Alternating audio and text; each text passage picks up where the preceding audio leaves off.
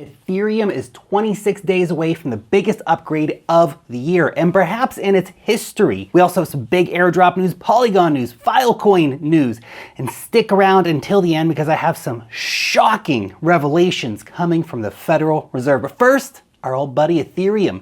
Ethereum is just one step away from users finally being able to unstake the damn coins and withdraw Ethereum should they choose to do so, but also most importantly to claim their staking rewards. The Ethereum developers have completed the Shanghai upgrade on the Goerli testnet, which is the network's final testnet to be upgraded. The next step in this scenario is, of course, to push the upgrade live onto the Ethereum mainnet for everyone to be able to use and to start the grand unlock. But this final testnet upgrade did come with a few unexpected hiccups. The developers have said the processing of deposits didn't run as smoothly as they had hoped for and planned for, which, by the way, this is exactly why we do testnets, so we can find these things out before we risk billions and billions of dollars in value. Anyway, this is all due to multiple testnet validators not upgrading their client software in time. Ethereum core developer Tim Biko came out and has said one challenge with testnet validators is that given the ETH is worthless, there's a lot less incentive to actually run a validator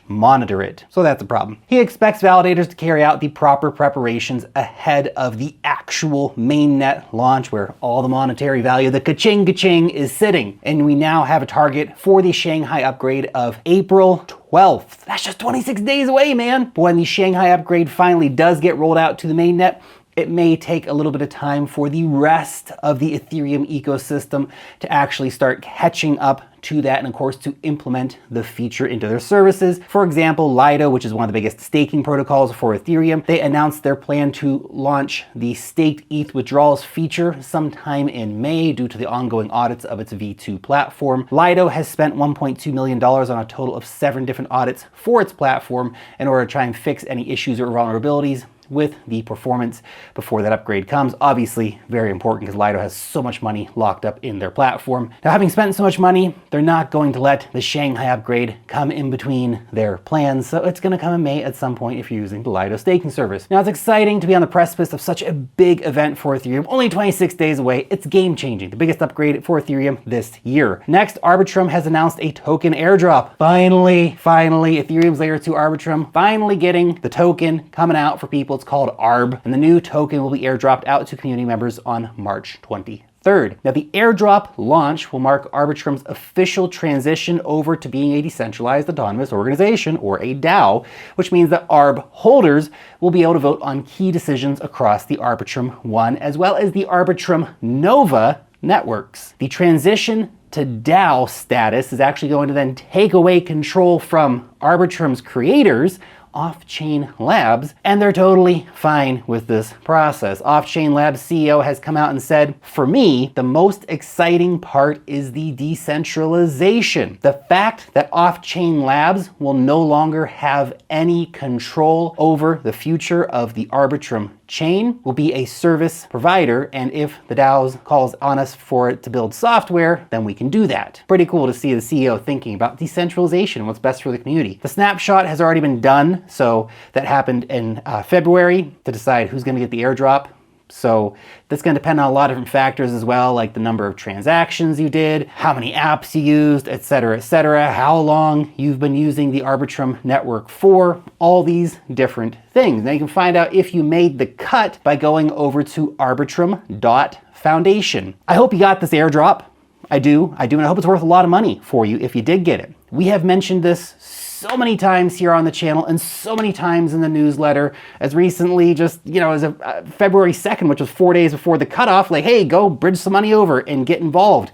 And like a dozen times before that. By the way, if you want to stop missing out on money making airdrop alpha as well as NFT alpha, altcoin alpha, DeFi alpha, and much, much more, then you should definitely sign up to my weekly newsletter, Wealth Mastery. Join our 55,000 plus weekly readers for free by signing up using that link right down below here. Now let's talk about the big news for Filecoin. The network just launched smart contracts. So Filecoin has successfully launched its virtual machine. Now, the upgrade unlocks a lot more utility for Filecoin, such as perpetual storage, financial services for miners, and allows for developers to actually then run applications from the Ethereum ecosystem on top of the Filecoin network. Obviously great for compatibility issues, right? According to the developers, there is already huge demand coming in from different crypto projects and different companies that want to integrate into the Filecoin network because it is a popular network. We already have confirmed integrations including Anchor, Axelar, Brave, Seller, Ocean, SushiSwap, and Teller, all of who are bringing in the new virtual machine enabled services to users. Now, the virtual machine launch also kicks off the final step for Filecoin's master plan to basically bring large-scale computation and the ability to power web-scale applications to the world's largest decentralized storage network. All very cool stuff. Good work, Filecoin. Good work, buddy. All right, now let's talk about Polygon. Oh, Polygon-matic, it's the one. The one. Polygon is the king of partnerships, and they just keep adding more. The network has added a few new interesting partners here. So Polygon Labs partnered up with Unstoppable Domains to bring customizable domains to the network. Users can also now create Polygon domains, so .polygon domains, to be able to log into Web3 applications, to make use of a simple wallet address, and to create decentralized websites, all using that Polygon domain name. The service is going to be available to around 180 million users and 40,000 services across the entire Polygon ecosystem. And the Polygon domains are going to be compatible with about 750 applications, games, and metaverse platforms. Cool, man. In other Polygon news, SaaS, software as a service giant, Salesforce has launched an NFT management platform called Salesforce Web3. Good name, guys. The platform will help clients to create token-based loyalty programs, most of which are going to use Ethereum and our buddy Polygon. The launch comes off the back of a pilot program of 257,000 transactions with Salesforce clients such as Barbie, Hot Wheels, the whiskey brand Crown Royal, and the clothing brand Scotch and Soda. Now, the general manager of Web3 over at Salesforce has said the power is in the digital wallet. The crypto wallet becomes really powerful, so I can directly engage with a customer and have access to that first party data. A lot of our brands want to pay the gas fees for the end consumer. They don't want the consumer to even understand that there are gas fees involved or need to know what that is. This shows that the key to onboarding new users into Web3 is basically by making it so seamless that they don't even realize they're using blockchain technology.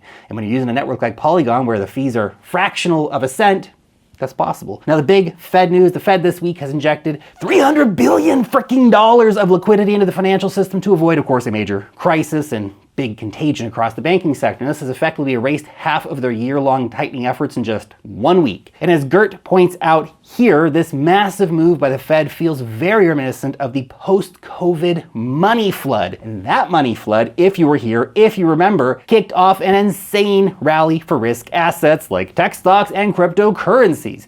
Now, I'm not saying history is going to repeat, but that sure is a noteworthy comparison, isn't it? Remember, markets rise on increasing liquidity. And right now, almost every major economy is injecting money. China, Japan, the USA, Switzerland, and others. It's QE infinity. Just print. To be clear, printing money, though, only ever does just kick the can down the road. At some point, the music's got to stop, right? But that's not today, baby. Okay, that's it, Sub Now. See you next time.